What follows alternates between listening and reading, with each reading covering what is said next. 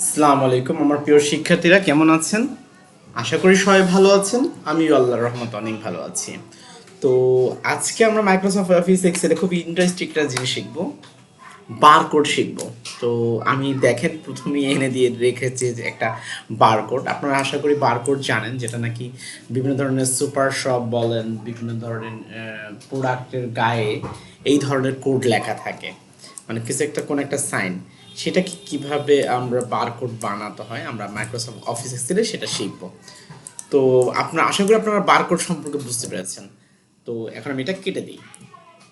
তো আমাকে যেটা করতে হবে, ধরেন আমি এই জায়গাটাকে একটু হলুদ মার্ক করব, আবার এই জায়গাটাকে আমি একটু করব গ্রিন মার্ক।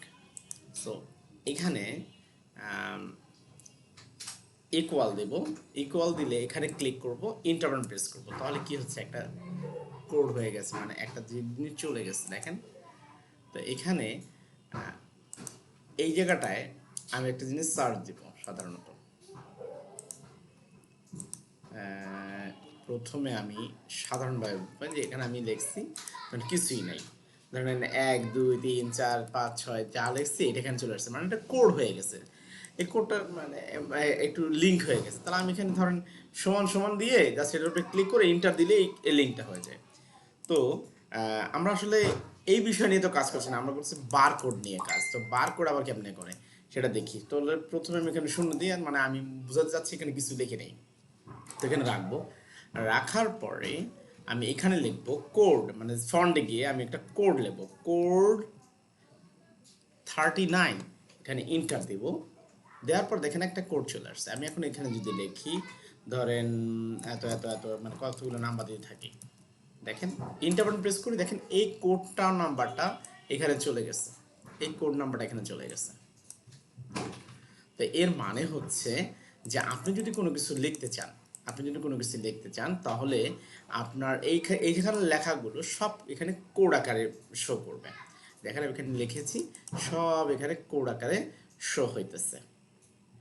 আবার ধরেন এখন কথা হইতেছে, আমি যদি লিখতে চাই যে ধরেন 1 1 1 1 2, দেখেন কমে গেছে কিন্তু আরেকটা বারকোড হয়ে গেছে। তো এইভাবে লোক বারকোড তৈরি করে। তারপরও যদি মনে হয় যে না, আমরা আসলে কিভাবে করব, আমি কোড তো পাইতেছি, অনেকে দেখবেন যে সার্চ দিয়ে এই কোড 39 পায় না, সেটা কিভাবে করতে হয় আমি একটু দেখাই দিচ্ছি।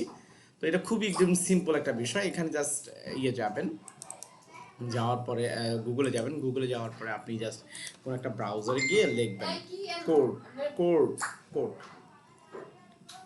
কোড 39 ফন্ট, বারকোড ফন্ট, এই যেখানে লিখবেন।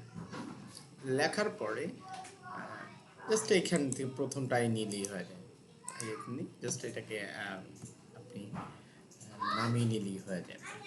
নাম এটা হয়, বা এটা দেখতে পারেন, যেটা আপনার কাছে মানে প্রপারলি একটা সুন্দরভাবে একটা পাবেন, সেটাকে ডাউনলোড করে জাস্ট এই যে এখানে ডাউনলোড করবেন।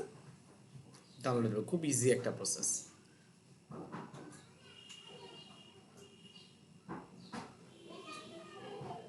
এই ডাউনলোড হয়ে গেছে। তো এই দেখেন ডাউনলোড হয়ে গেছে, এই যে দেখেন ডাউনলোড হয়ে গেল। তো আমি এখানে আগে থেকে করে রেখেছি। তো এখানে আমি এই ডাউনলোডে যাব, এই দেখেন আমার এই কোডটা আছে, এখানে ডাবল ক্লিক করবেন। ক্লিক করলেই এরকম আসছে, এই যে ইনস্টলে ক্লিক করলেই আপনার এটা হয়ে যাবে।